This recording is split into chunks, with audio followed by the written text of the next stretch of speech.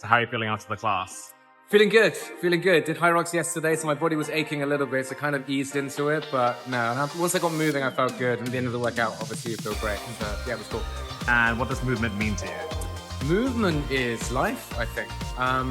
Stillness is death. Movement is life, I would say. I think today is such a great example. Like, my body felt aching. Honestly, when I was woke up, I probably wouldn't have trained, but I was coming to meet Avi.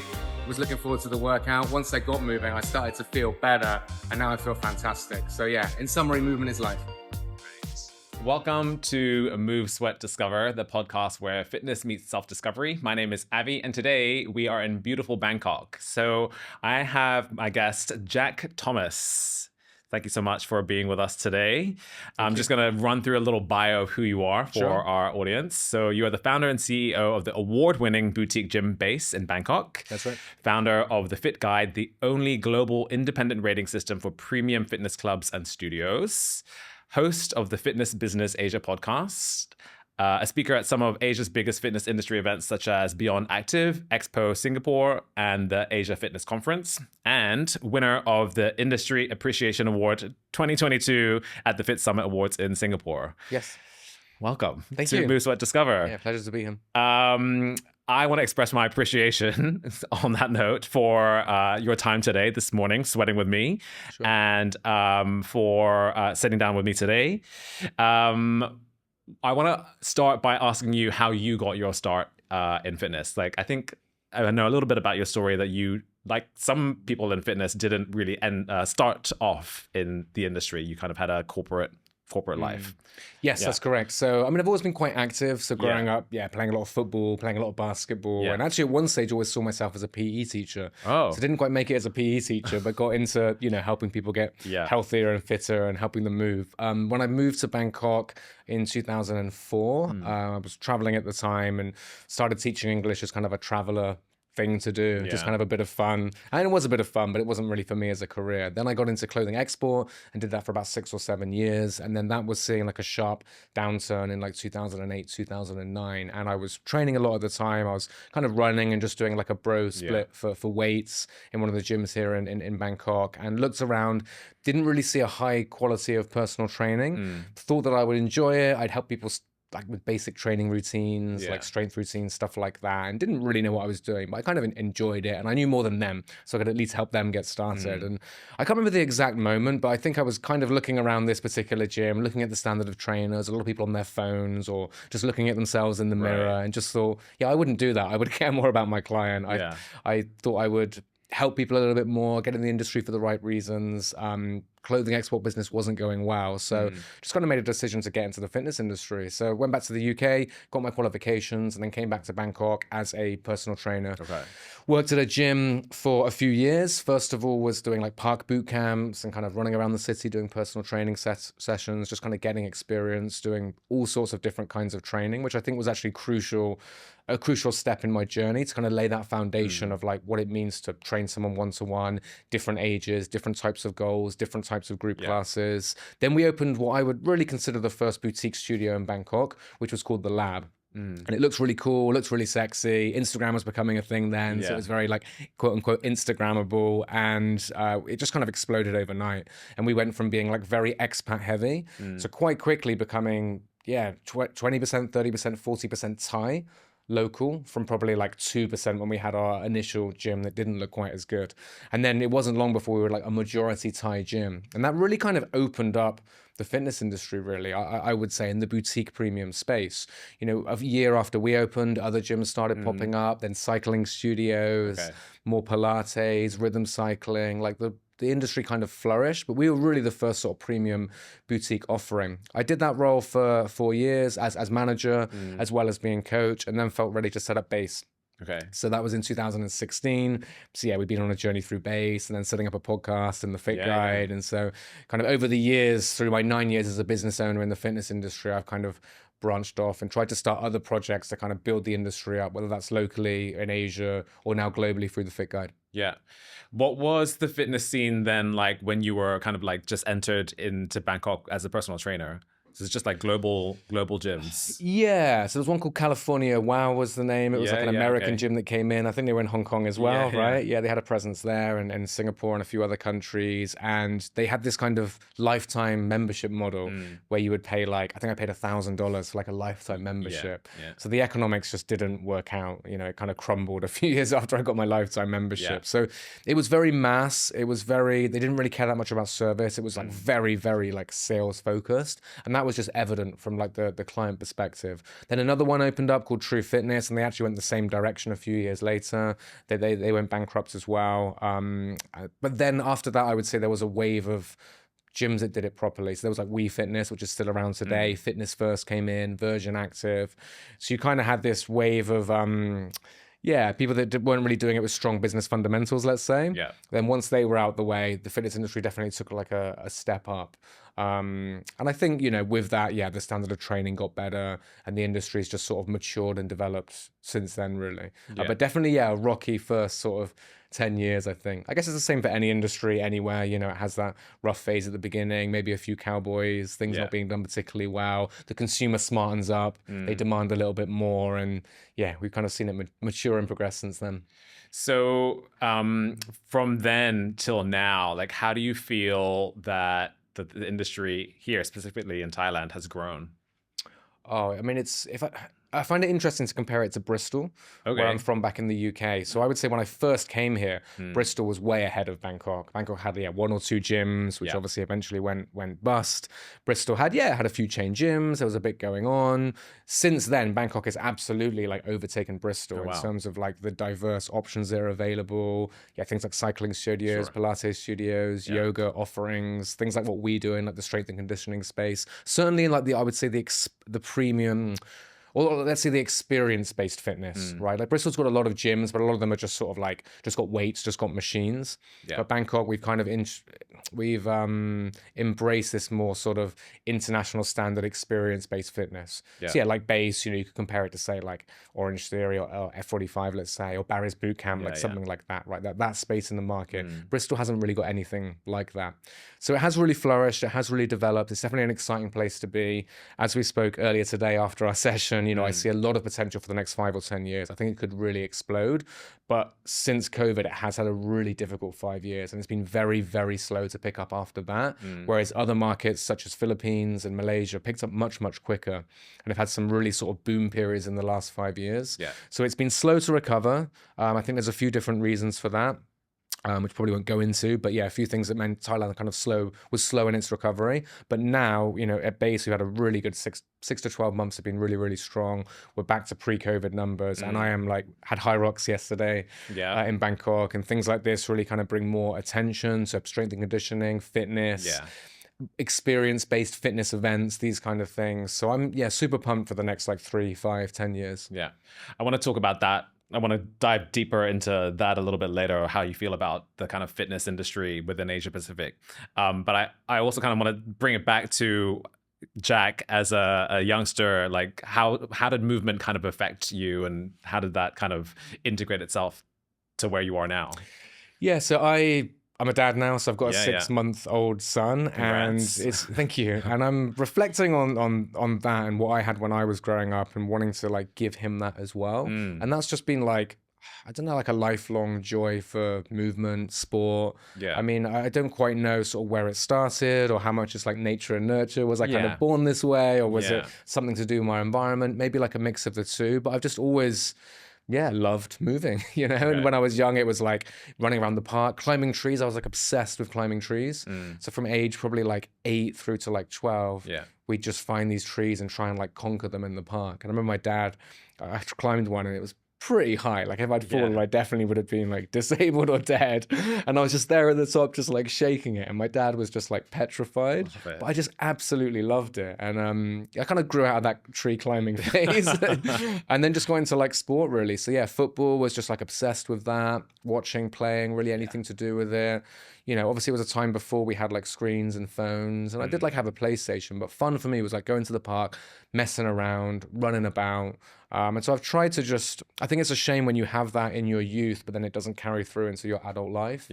You life takes over, you get a job, you get tired, you start sort of drinking whatever, and you just let that go. And I think that's a real shame. But luckily for me, I've always kind of kept that going. There's definitely been periods, before I got in the fitness industry, there's been like a year or two here or there where I wasn't particularly active, definitely kind of lost my shape, and you've got less energy. Yeah. You don't feel that great. If that really continues for a long time, you're definitely going to have issues going into your later life. And I think as I've sort of got older, I've had an appreciation of that. So now I do it for the same reasons as when I was a kid, because it's fun. I enjoy doing it. It's a great way to like meet people and connect with people, I think. But then also, for health reasons as well. Yeah. And then, not to mention sort of aesthetic reasons. I think everyone does it to a certain extent because they kind of want to look better, right? And then that sort of breeds confidence. So I think like you do it for one reason, it kind of feeds into another area and it feeds into another. But overall, it's just something that really everybody should do. And what's been interesting, Avi, is over the last, I would say, year or two, we have a lot more older people, kind of my age, 40 upwards, who contact me and say, in my base role, and say, I haven't really done much before. I haven't really moved much. And I realize now how important it's going to be going into my 50s, 60s, and 70s just to be active and just have a high quality of life. For sure. It's like a big sort of talking point at the moment, longevity. And it is just so true. And I'm glad it's a bigger part of the conversation now. And I just hope that more people embrace movement in its various forms so they can just have a better life. Yeah. I mean, I love movement, and similar to you, like I was always relatively active, but I never really found myself in like the kind of fitness gym space. I was always kind of just like running around, doing like sports and stuff like that. How did you kind of enter into like going to the gym and working out and doing like the weights? That's a good question because I didn't do it for aesthetic reasons or anything when I was in my teens. It was just to have fun. Yeah. And I would go and play basketball. We used to like skip school and just go and play basketball all day, all day, like from morning through to like night, and then go home. And it was just because it was fun. There was no other reason. It wasn't health. It wasn't like longevity. It was just because it was fun, right? And the first time I got into it as like a more purposeful thing was when I started my corporate job. I definitely let myself go downhill. I stopped playing football. I kind of broke my ankle when I was 17, 18, playing basketball. And that gave me a massive setback in terms of my movement, let's say. I got into clubbing and partying and dancing was the only movement that I did really until the early hours at festivals and stuff like that. And so I kind of got through that phase, started a corporate job, was just drinking really, definitely put on weight, was a little bit chunky. Wasn't really sort of too down about it, but definitely just wasn't in good shape and didn't really feel great about myself overall. Definitely had less energy for sure.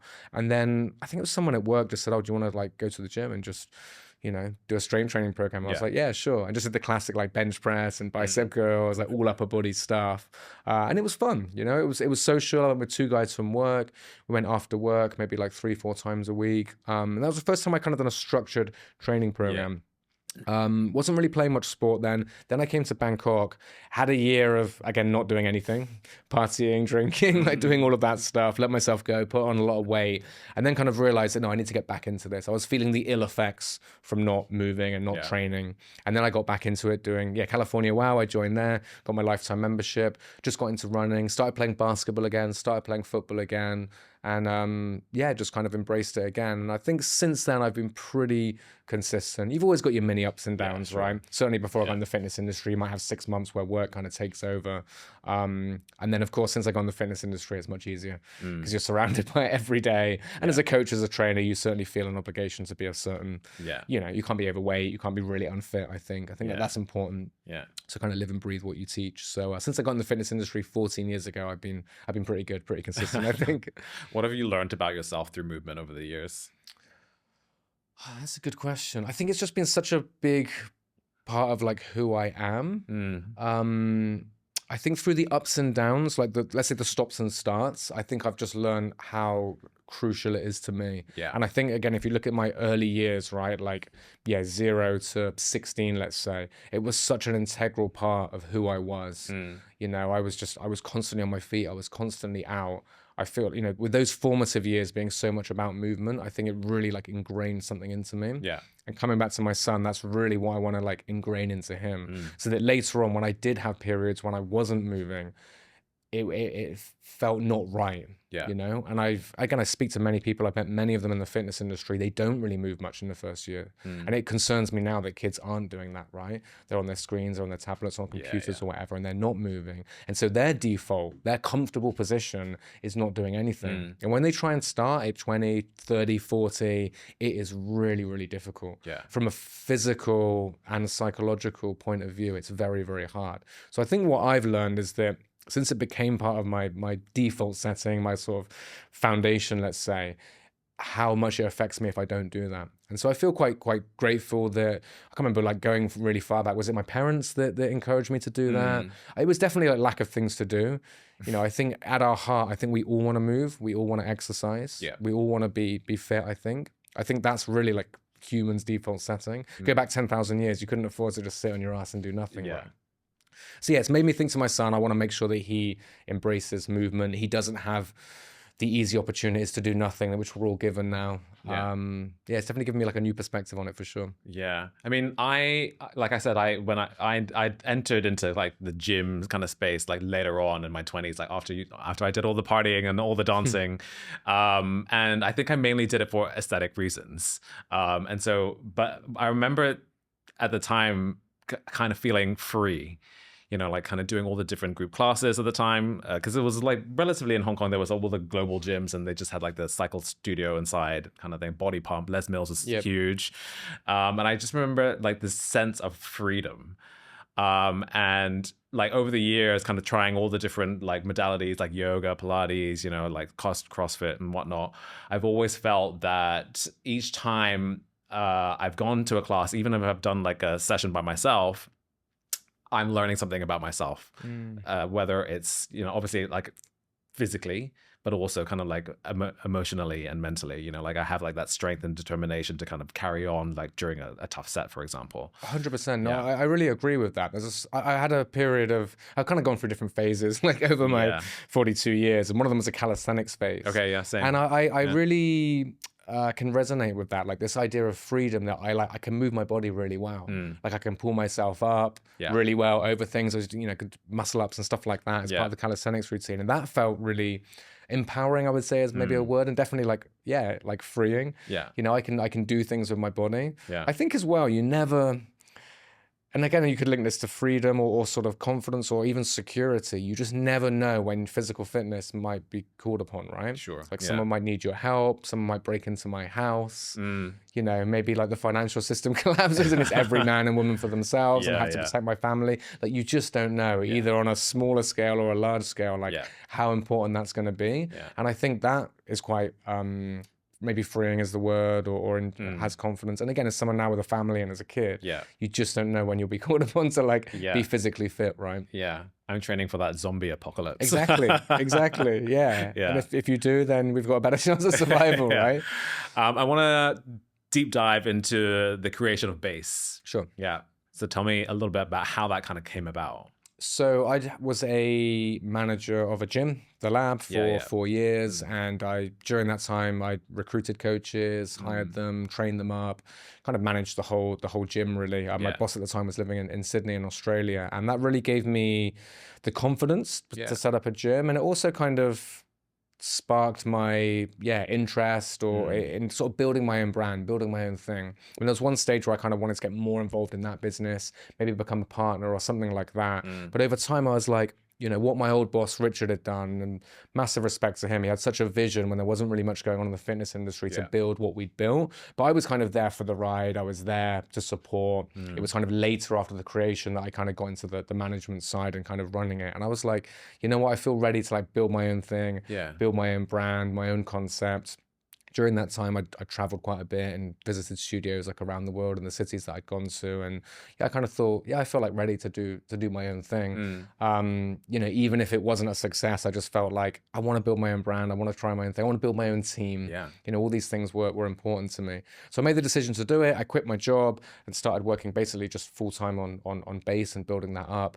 Got some shareholders in, got some partners, because although I'd saved up money, I didn't really have enough to build something special from day one. I could have started with something really small and built it up and had 100% of it. let's say, but I'm actually really happy with the way that I did it, which was to get investment, to bring on partners, and to start with something to the quality that we have at base. And I think that was the right decision. Of course, you don't have 100% of the business then if you do it that way, but it means I could build something much bigger and much more special. And I think doing it in that way enabled us to build a great brand. Yeah. I learned a lot along the way, and I've spoken about this a lot publicly. Like the first sort of 6 months were very difficult because although I'd run a studio, I hadn't built a studio. So things like systems, sales, marketing, we were definitely very weak on that in the first 6 months. Yeah. So that was like a whole learning curve. But once we got over that hump, things went really well. We opened our second studio a year after the first, our third studio a year after that. We developed our technology, which you used, of course, today, like Baseline. So these were all like big things, big projects, big growth. At that time, sort of 2019, we were looking at going into Singapore. We wanted to open up a base there. Okay.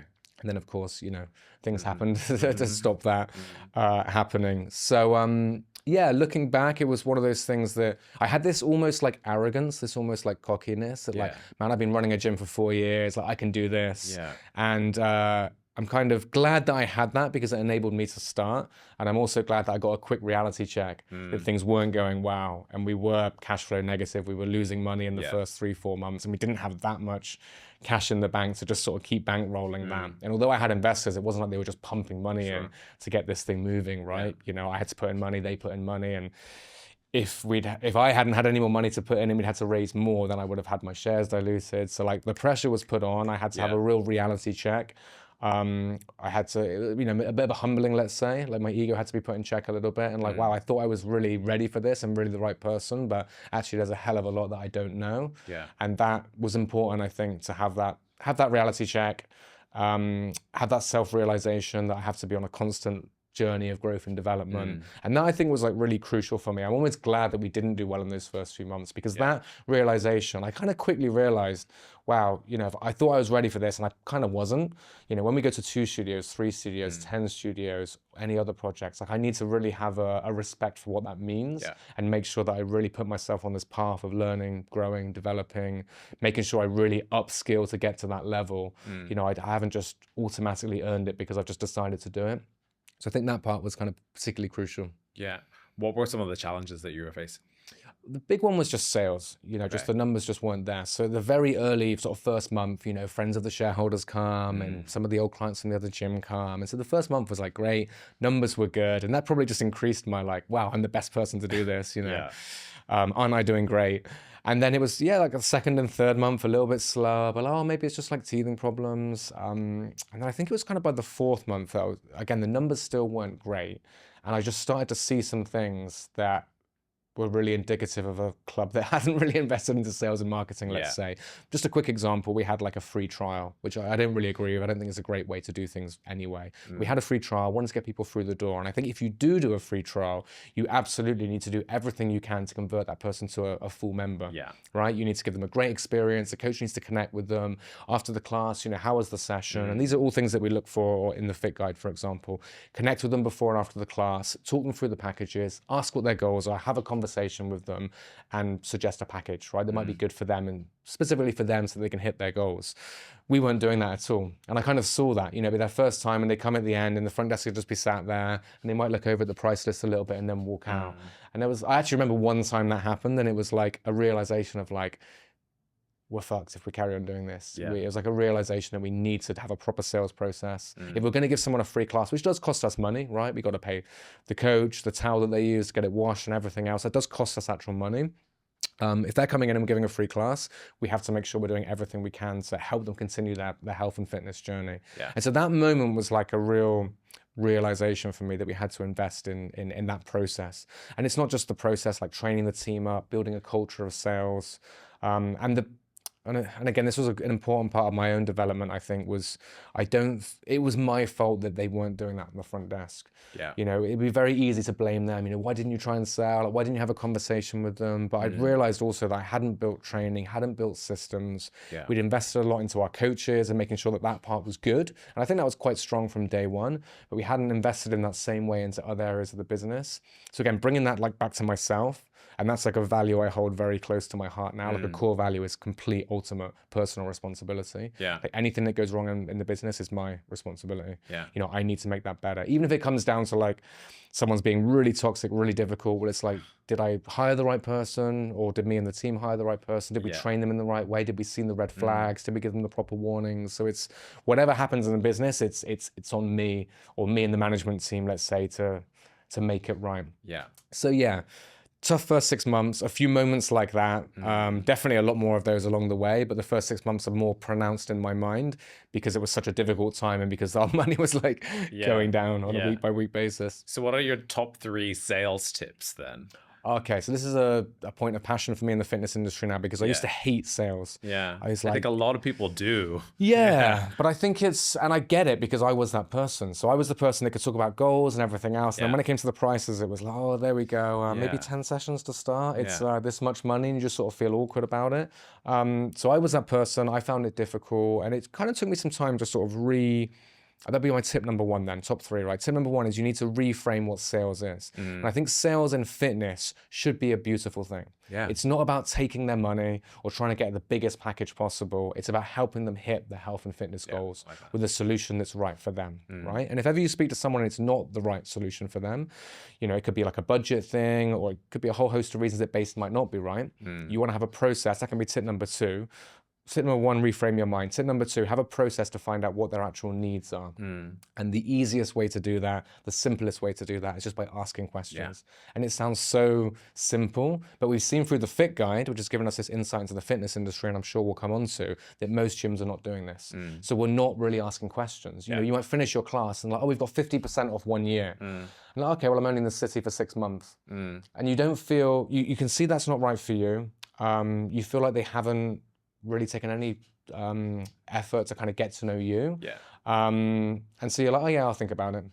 Or, you know, we've got this promotion on, or just here's a price list. Or worse still, it's like, oh, everything's on our app. You can just look there or look on the website. So they've taken no effort to ask questions and really understand what that person needs. I mean, an easy one in fitness, you know, where would you like to be in 12 weeks? Like, what's your goals? You know, why have you come in here today? I guess it's another part of tip 2 is like, really try and find out their why. You know, why do they want to lose 10 kg? Why do they want to be bigger? Like, how will that improve their lives? So really try and dig down into like the reason that they're there. Sometimes people now get into health and fitness for like a desire to connect with other people. They want to be part of a community. So that's a great thing to understand about them before you say, we've got 50% off this. Right, know why they're coming in.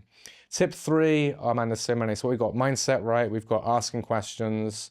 I think tip 3 could be set up a program that really helps them to get to where they need to be.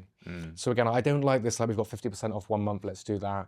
Or, you know, buy one, get one free on this. Find out what they need, why it's important to them. And if they want to lose, let's say someone comes in for personal training and they want to lose 20 kg because they've got a lack of confidence, they've always been a little bit overweight, you know, they're struggling to find someone of the opposite sex, whatever it might be, right? Why it's important to them. I want to recommend a proper program that's going to help them get there, right? So for me, that would be probably training 3 times a week for a minimum of 6 months. So that would be like my starting point. Even 20 kg, I would say, you know, maybe a year is really what they would need to get to that stage or to make specific, you know, inroads into that. So after I know exactly what they want, why they want it, I can actually map out something to actually help them get there. Again, it's classic in the fitness industry, personal training. Well, let's kick off 10 sessions and see how you feel. And they're like, oh, okay, but it doesn't put them in the right mindset to actually hit their goal. And look, the end result, they might be like, oh, I just want to try it first. And that's fine, right? That's part of the sales process as well. And then for base, for example, we've got 4 session starter packs, so they get a chance to meet the coach, work with them for 4 sessions, start to get an idea of how it looks with the view to getting something more long-term. To be honest, once you go through that process, often they are like, yeah, let's do 6 months. I want to do this properly. You know, I've been thinking about this for years. I've tried a few things that haven't worked. Let's give this a proper go. And so for me, then it doesn't feel like you're just selling to them, trying to take their money. You're trying to find like the right solution for them. And again, through that process, you find out what's right for them. You recommend that to them, and it doesn't feel like selling. It goes back to what I said at the beginning. It's kind of a beautiful thing, right? Hard sales, I think, is what kind of gets a bad rap in the fitness industry. You know, like you have, I think back in the day in Hong Kong, there was like, you know, people on the street with like their box and then they're telling, you know, what they need to, you know, sell. What are your thoughts on kind of integrating that kind of approach? Integrating like the hard sale. I mean, so what I've just mapped out, those 3 tips, right? And you can kind of dig deeper into any of those areas. If you skip that, it's hard sales. Yeah. So, if you skip those things, you don't have the right mindset to sell. No you just want to get their money. Yeah. You haven't asked them any questions. You've got no idea what they want. Yeah, but another great tip, actually, which we start with our team is build rapport before you do anything. Get to know them a little bit, right? How long are they in Bangkok for? Do they live around here? Anything you can do to just kind of connect with them a little bit, right? If you skip all of those steps and you're like, yeah, we've got an offer now for like 10 years. This is kind of what California Wow used to do, right? Yeah. 10 years membership, $10,000. Let's get you signed up today. Sometimes they even have like one person on either side, so they kind of block you in. They write a lot of numbers on a piece of paper. I mean, you've skipped all of those steps. That then for me is hard sales, high pressure sales, and that's horrible. I would hate to do something like that. Yeah. I could not work in that sales environment at all. And I guess I've seen too much of that in different industries, in the fitness industry, that was my association with sales. So I had to reframe it in my mind, understand what good sales is. And it's not hard at all. I can say for a fact that no one that I try and sell personal training to ever feels like really they're even being sold to. It's just like a conversation to find the right solution for them. Yeah. And an easy example of when it's not right is just maybe the budget's not right for them, right? Yeah. So we could say, look, do you have any friends you can train with? That makes it cheaper. That's another option we can go down. If it's still too much, look, we've got group classes. We do track your results. Okay, it's not PT, but it still might help you. And then ultimately say, look, maybe base isn't the right spot for you, but there's another gym here. It's going to be cheaper. Go there. And so you're just trying to find the right route and the right solution. Yeah. So anything that's not that for me is, quote unquote hard sales or high pressure sales. And it's rubbish. It's not much fun, really. Quite rightly, it has a bad association to it. Yeah. It kind of sours the industry a little bit when a lot of people sell like that. And you're doing a disservice to the person in front of you. That person initially that wanted to lose 20 kg. Either I'm going to put him off and he's going to run and I haven't been able to help him, right? Yeah. And it hasn't been good for our business. Or I'm just going to pressure him into a program that wasn't really right for him. He feels kind of pressured. He does buy a package. You could argue short-term revenue-wise, that's good for the business, but he's not going to stick to that program. Yeah. I haven't set him up in the right way. He doesn't have the right mindset around it. He doesn't feel good. And honestly, he's just going to buy like a 2-month package and not turn up after a few sessions. And then he's not going to become a long-term client. So everyone fails, right? Yeah. He fails, the business has failed. It's just, why do it like that? Yeah. So you guys do personal training and group classes as well. Correct. Yeah. Do you work with third-party kind of booking systems like ClassPass? We do, yeah. Okay. Just ClassPass. Yeah. What are your kind of thoughts on that area? ClassPass is quite controversial in the fitness industry. It has a mix of feelings towards it, I think. I do think it can be different in busier markets where you honestly haven't got particularly great offering or say a particularly prominent offering. I think it can, it can commoditize the class a little bit. Yeah. So I think it's important to really stand out, really do something different. And then I think it can be a great tool. And honestly, for us, it's been a great tool from day one. It brings people through the door. They market your studio. Yeah. But so you have like travelers, I guess. Yeah, it brings in travelers. Yeah, which is great. I think in today's class that we joined, there was quite a few people from Singapore. I think they probably came in on ClassPass because it's very popular in Singapore. So I think it's a tool for you to use to grow your business. I think if a high percentage of people coming in are through ClassPass, certainly over sort of 30, 40, or I've even heard of over 50%. Yeah. It's going to be really, really tough on many levels, and it does leave you a little bit vulnerable to ClassPass changing their rules, changing how much they pay you. But ultimately, if you have a great offering that's differentiated, another little tip I would give for any gym that's on ClassPass is try and make some very clear differentiations between being a ClassPass member and between being a base member or whatever it might be, which is like for us, for example, you can do an in-body scan, which is normally 500 baht, but it's free if you're a member. You can book any class. We don't have every single class available on ClassPass, so it's like easier to book. There's certain classes that you just can't book at all through ClassPass. So you've got to have that differentiation. Sometimes studios kind of panic when numbers are low. They open out all of their classes to ClassPass, and that's when it can kind of be a slippery slope. But I think another way to view it, I think, as a business owner is it's not going anywhere. No. So you can either embrace it and use it to the very best of your ability, or you can whinge and moan all day and you're probably going to be in serious trouble. Yeah, I feel like it is very beneficial because, I feel that the fitness consumer these days is quite transient. Like they'll kind of come and go, and there's so much on offer out there. There's your Barry's boot camps, there's your Pilates studios, and so I feel like quite a lot of casual fitness people like kind of dip in and out of it. So I think that it is quite a good tool for like the consumer, but yeah, consumer trends have changed. Yeah. So you're absolutely right. That's what people do now. They want to go to a Pilates on Monday and a yoga on Tuesday and a strength and conditioning on Wednesday, right? And I think ClassPass to a certain extent has driven that trend. Sure, yeah. But that's the way it is. I think that's great. Honestly, if I lived in a city and I wasn't in the fitness industry, I'd probably have ClassPass, right? And so I think that's the way the consumer is now. So we have to adapt to that rather than kind of, complain and moan about it, which I think a lot of studios do. And look, it brings people through the door. It brings people that otherwise wouldn't have come. When they launched here, I mean, they got loads of people that had never been to base or done anything like base to come on through these big kind of promotions and offers that they had. So yeah, I think overall it should be embraced. Yeah. So I want to go back to the boutique fitness scene here in Thailand, in Bangkok. Like how do you feel about the offerings? It's very immature compared to somewhere like Singapore. And every time I go to Singapore, I just get this realization of just this is a different stratosphere in terms of boutiques. It is, isn't it? We talked about it earlier today, but you've got brands like F45, BFT. They've opened up like 50 plus locations. I think BFT have sold 70 territories. And then you look at Bangkok, and I can probably name on one hand, really, certainly our competitors, and then on two hands, really all of the boutique studios. Yeah. I mean, you've got a few like small yoga and Pilates ones that I probably haven't heard of that are kind of off my radar, but it is very immature still. It's exciting. There's lots of opportunities, like things are happening. Some good brands are coming in, but it's just, different scale to say Singapore, for example. Yeah. I do think, as I've mentioned, I'm very optimistic on the Thailand fitness industry. I do think over the next 3 to 5 years, it will really grow a lot. For example, we've got KX Pilates coming in. That's an Australian Pilates franchise brand. They would certainly have plans, I would have thought, to open a few. I think it's very concentrated in central Bangkok. Yes. Singapore, the reason they can sell 70 territories is because on the outskirts of Singapore, or the East Coast now is a really popular place for like boutique studios. And it's not just like in the center. Bangkok, it kind of is. I think a few boutiques have tried to like venture out. Don't think it's gone particularly well there. Yeah. So I think that's part of our maturity cycle. I think it's not just money, because some of these areas are actually quite affluent. Yeah, they are. It's people that live in those areas really understanding why we are different to say Jets or Fitness First. Really understanding it, really appreciating it, and appreciating it enough to pay 3 times as much for like a monthly theme. So I think that's just part of our maturity sort of lifespan, if you will. We need to go maybe for another sort of life cycle, but I do think the next 3 to 5 years will be good. Yeah. Also, what we've seen is just more and more Thais doing it. So I spoke before about going from like 2% Thai to like 50% Thai. I mean, now as a business, we're about 80% Thai.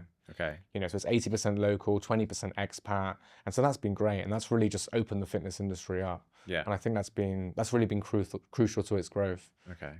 How do you feel that we're doing in Asia as a whole? Because I feel like we are still obviously behind like the Western world a little bit, but places like Singapore, for example, and Manila to a certain extent, I feel are like thriving, and they're kind of like just like popping off all these kind of great concepts. Yeah, like how are we doing? Sorry, go on. Yeah, no, I was gonna say, I feel like in Hong Kong we've kind of scaled back on like the boutique space. There's not so many group fitness classes. There's a lot of, as I was saying off mic, 24/7 kind of all access, lower price point gyms, and then your kind of like transformation one like PT gyms. But yeah, and like in Asia, it's a very interesting hodgepodge of like, what's on offer. I mean, that could be a segue maybe into the work we've done with the Fit Guide, because we've visited 400 gyms around the world, boutiques. So that's Pilates, yoga, cycling, strength and conditioning, and bar. Right, those are our 5 categories. And we visited 400 clubs. Yeah, we have 200,000 data points now across those 400 clubs through the visits that we've done and the evaluations that we've done. And that's given us a real insight into what's happening in the global boutique fitness industry. Singapore is the only Asian city that we've visited. Okay. So more of my Asian knowledge is more anecdotal, like me going to different places and visiting them. Yeah. Honestly, it's just a massive range. You've got everything from like 5 stars, what would score 5 stars in our process on the Fit Guide. Yeah. There's definitely some of those around. In Hong Kong, I've visited a few like that. In Singapore, for sure, there's some like that. But then you've got a lot that wouldn't even score well enough to be featured in the Fit Guide as well. Yoga is an interesting space because surprisingly for me, somewhat surprisingly, it scored very low worldwide.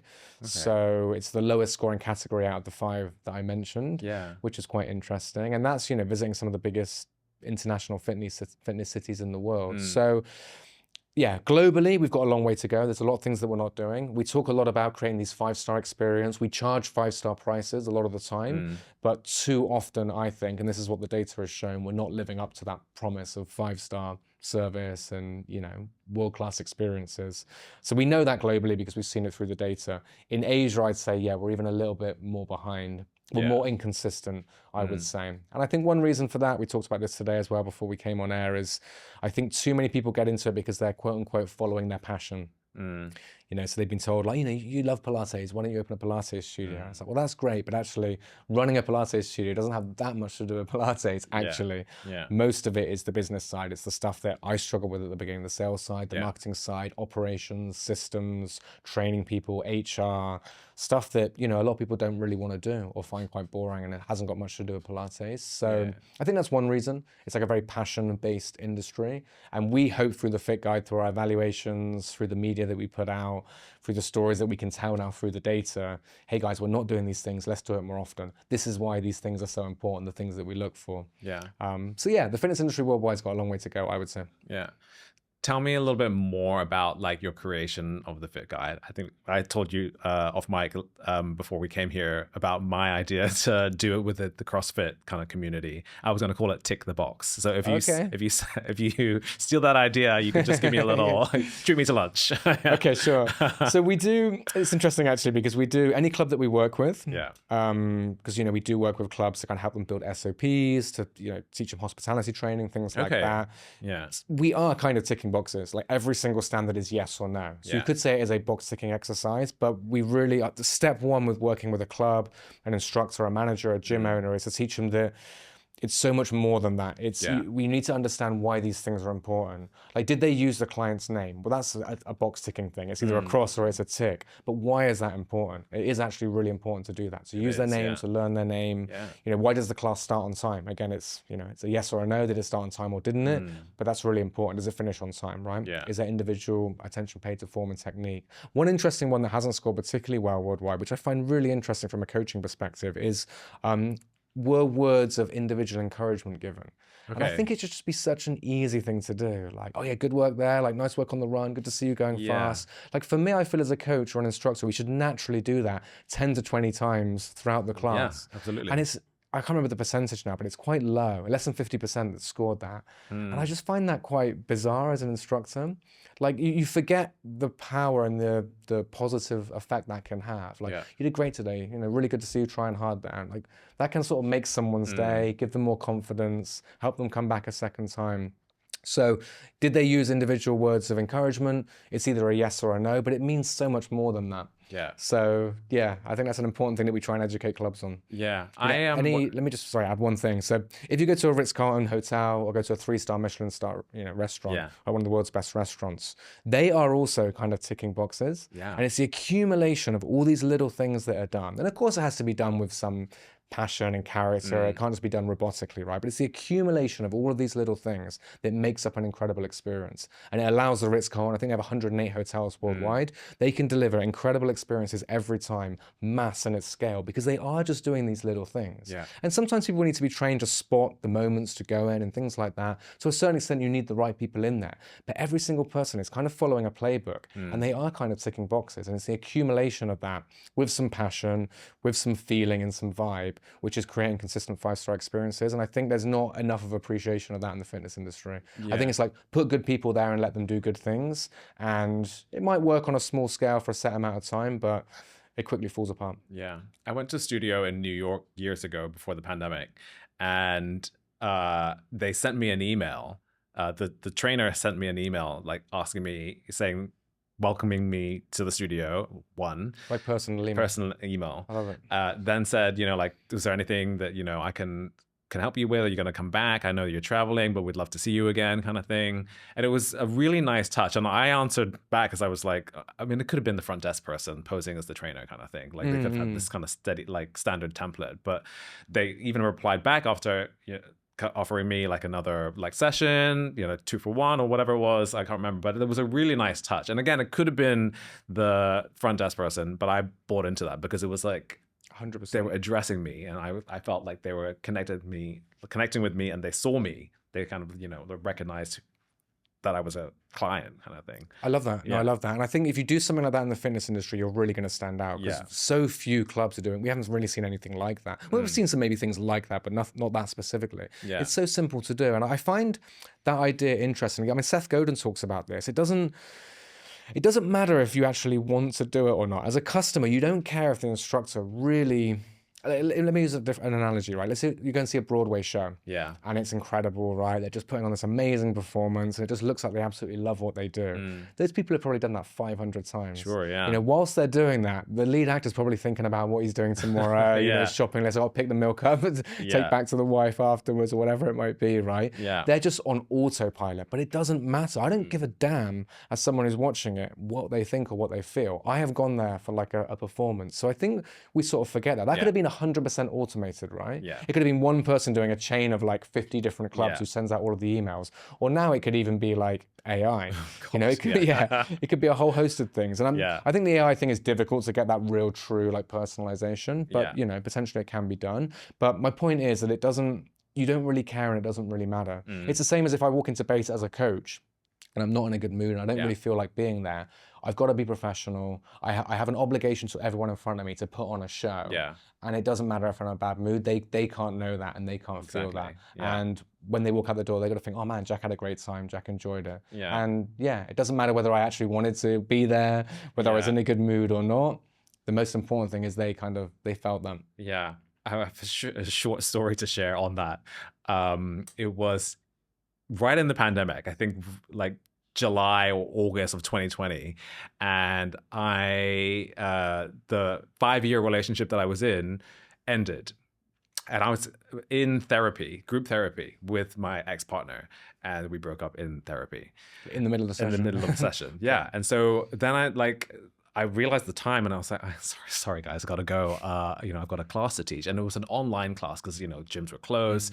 And obviously, like running from the therapist's office to the gym, I was like in a mess. I was in tears.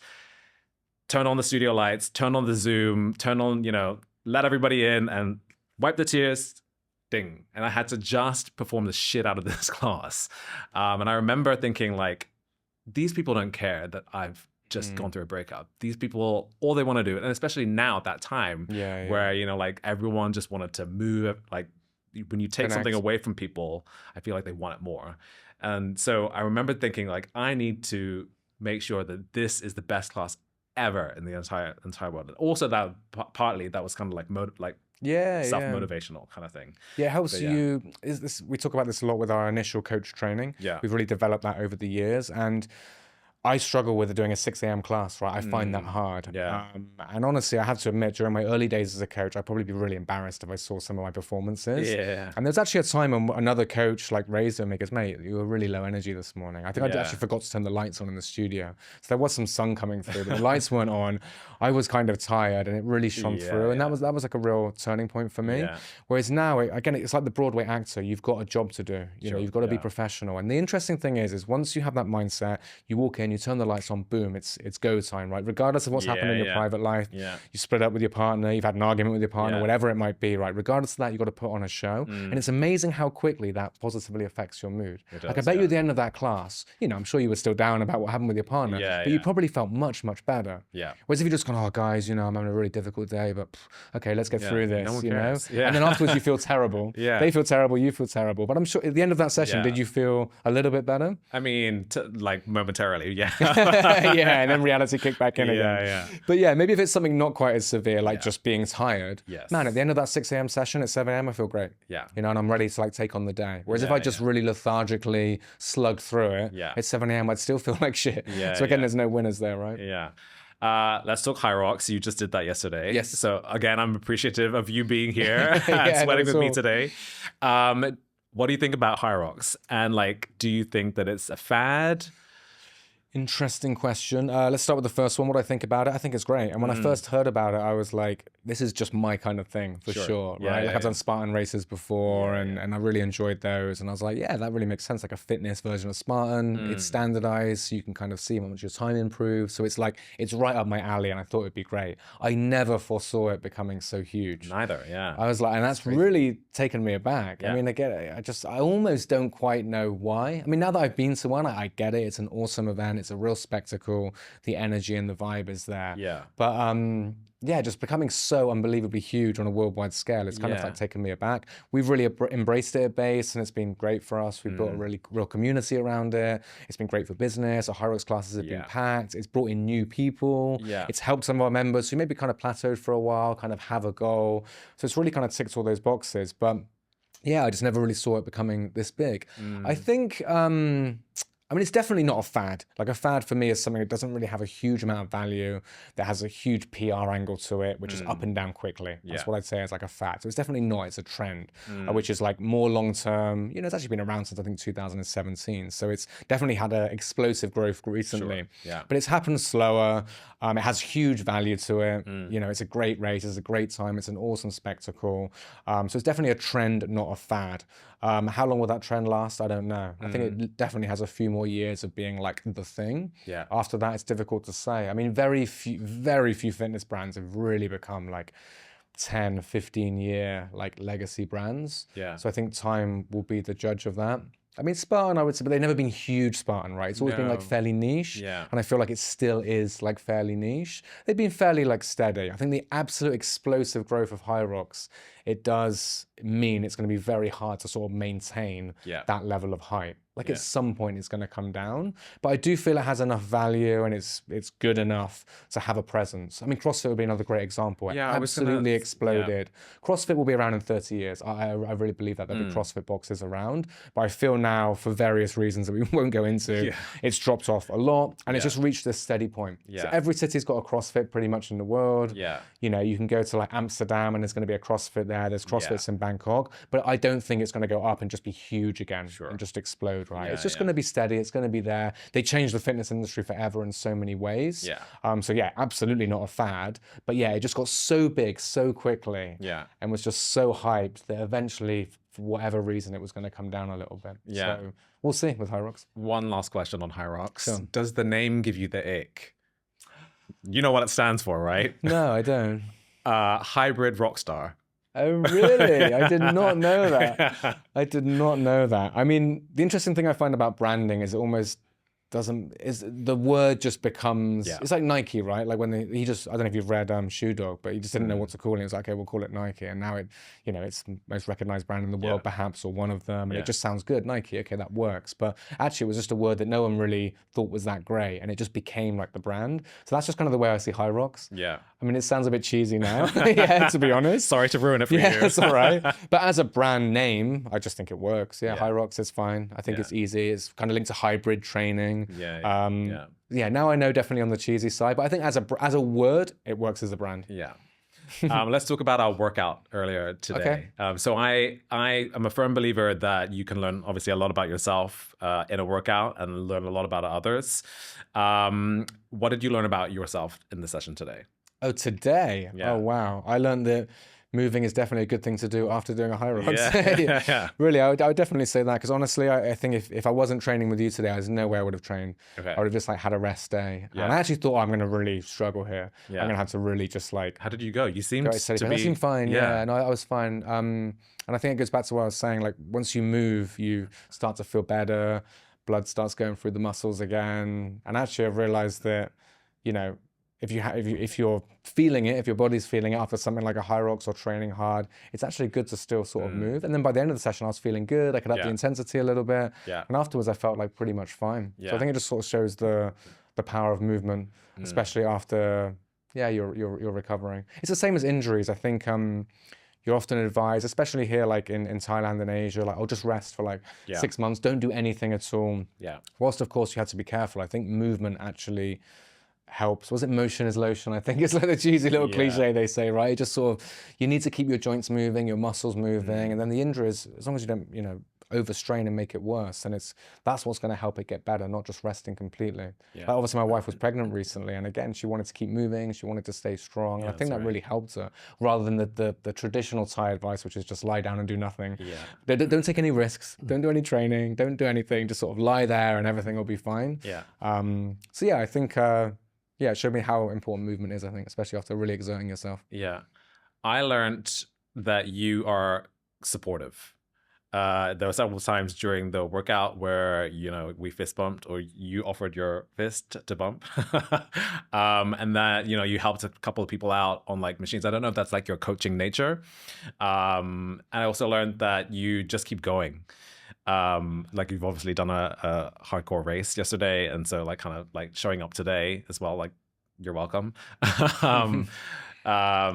Yeah, that you keep going as well. Thank you. Yeah. No, that's good to hear. I think it's probably in my nature a little bit, and definitely as another coach, I kind of see myself as like in that setting, like another coach at base. Right, and our coaches join a lot of classes as well, and we always like help other people out if people are struggling. Yeah, it was quite a busy class today, maybe 20 people or so. There's always going to be someone that needs a little bit of help. Yeah, like one guy's foot strap wasn't working, another one couldn't reset the bike, and I think it's just my coaching nature, I guess, to sort of make sure. My coaching nature, also like my business owners have. I just want to make sure everyone has a great session. It feels good when they've had a good session. They leave base feeling like, oh, that was good, that was professional. I used baseline properly. I got the most out of that. Sometimes I kind of have to help people put in their right scores on baseline, things like that. I'm happy to hear that. Thank you. Yeah. And what did you learn about me? What did I learn about you? Oh, that's a good question. I learned that, you're good on the row. I saw that you're strong on the row for sure. I really wanted to go very fast. Really? Then I was like, oh no, this is the technique. I would say I learned that you're not. I would say you haven't. I would say you haven't got a particularly like competitive nature, like in that kind of environment. I see some people that are really like looking around and looking at the scoreboard and trying to like beast everyone else. I feel like you were like focused more on your like what you could do. Yeah, I'm very tunnel vision when it comes to workouts, and people. It's like I just don't like talking. Really? Okay. Yeah, just like working. I can see that. I can see that. I think as a coach as well, it's important to like look around and they talk about this in hospitality a lot. Yeah. Right. One essential part of hospitality is like showing genuine interest, having a conversation with someone.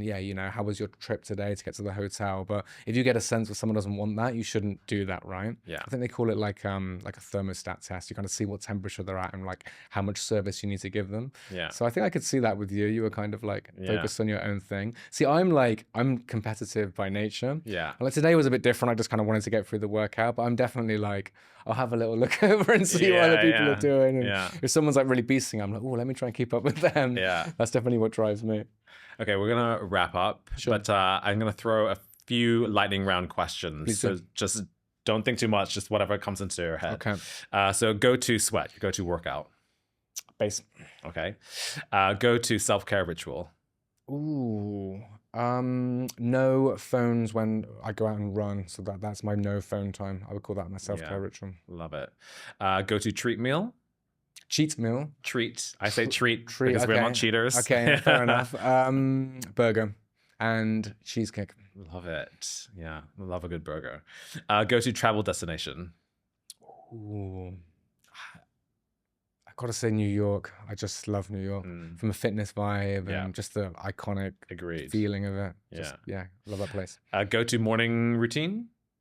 I'm gonna say the same. No phones. Yeah, that's important to me, especially in bed for sure. I try and delay notifications. I pretty much have no notifications anyway, but I try and delay that as much as possible, and that's served me well. Yeah. Go to recovery practice. Ooh. I don't do it that often, but I do really enjoy it. Ice baths and saunas, I have to say. Yeah, I do love that, but I haven't got that like regularly into my recovery routine. Yeah. I feel like as much from a psychological as a physiological, I love it. Go to workout music. Ooh, let's say drum and bass. Oh, love it. Yeah, I grew up listening to drum and bass. Yeah. Okay. Go to last one. Go to mantra or life motto. Ooh, I've got a few. I'll say how you do anything is how you do everything. I believe strongly in that. So, and I've seen it through working with so many people at base. If you've got a role that's sort of seen as less important in the company with the view to do something bigger, if you give everything you've got there. This is why I hate that, just despise this whole like quiet quitting sort of thing, or like, I'm not paid enough, so I'm not going to work very hard. Because you have to give 100% to whatever you do, and good things will happen. I think that's happened to me, and I've seen it happen to many other people. Yeah. Cool. What's next for you? We've got a lot of plans for the Fit Guide. So we really want to build out the education and media side of that. So I think we've got a really good insight now into what's happening in the fitness industry. Next, we want to make it, help it improve. So that's through educational resources, more training, and through media, like telling some of the stories from what's happening in the industry, brands that are doing great, founders that are doing incredible things, and things that we've noticed and just ways you can improve them. Yeah. Kind of going beyond the data, let's say. Cool. I have thoroughly enjoyed chatting with you today. Yeah, me too. I've been a follower of your podcast for a while now, and I love what you're doing with Base. So I'm going to invite you back next time. For sure. Let's definitely chat more. Thank you, Avi. I really enjoyed it. Cheers. Thank you. Thank you for joining us on this episode of Move, Sweat, Discover. If you liked the episode, please subscribe and write us a 5-star review. See you next time.